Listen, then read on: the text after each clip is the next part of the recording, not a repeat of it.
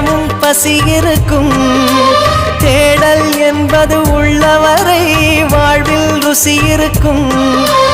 பாடல் போல தேடல் கூட ஒரு சுகமே. இசை பாடி வரும் இளம் காற்றுக்கு உருவமில்லை.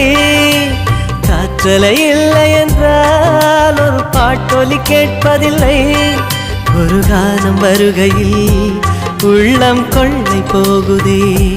ஆனால் காற்றின் முகவரி கண்கள் அறிவதில்லையே. இந்த வாழ்க்கையே ஒரு தேடல் தான்.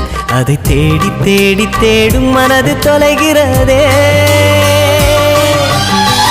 இசை பாடி வரும் இளம் காற்றுக்கு உருவமில்லை.